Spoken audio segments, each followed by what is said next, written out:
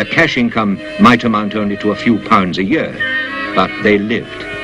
Nevertheless, such a living was tough and rigorous and exacting. The land is virtually waterless, and life meant an almost permanent state of movement, mile after mile, from one meagre grazing ground to the next.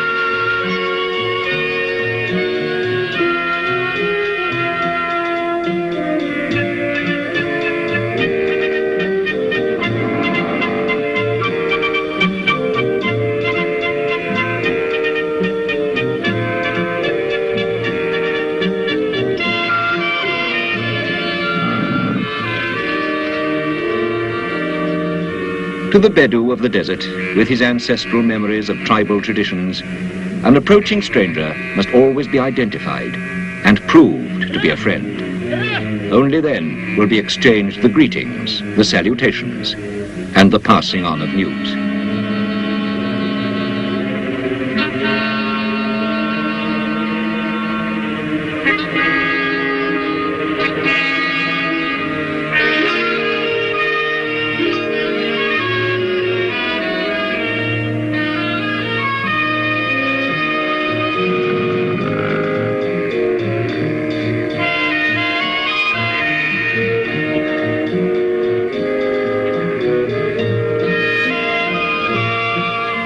The Bedouin are a tough and durable people. It is their pride that they can survive where few others could. Their manner of life and even their costume have barely changed since the days of Abraham. Their folklore and their poetry are not of tranquil things, but of wars and gallantry, of loyalty, courage and conquests.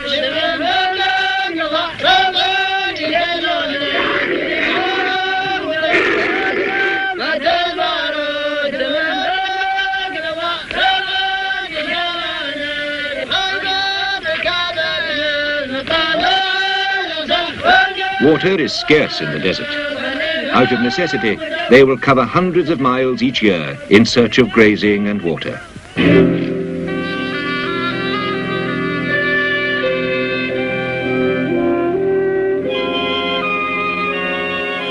After the Second World War, the oil prospectors came back to the Gulf. Fields for development had already been established in Kuwait and neighboring Qatar.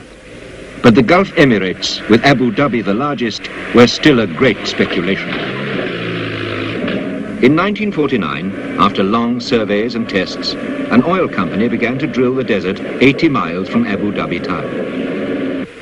That same year, the ruler formally declared sovereignty over Abu Dhabi's offshore areas.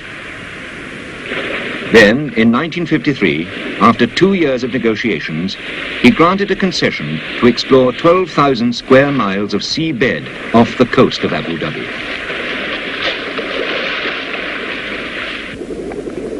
The experts probed the seabed, examining its composition.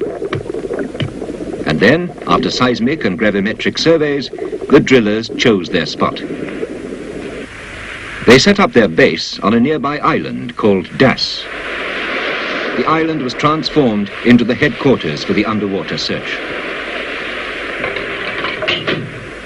Experts from Europe and many other parts of the world started to descend on the desert island, which till then had only been inhabited by wild birds.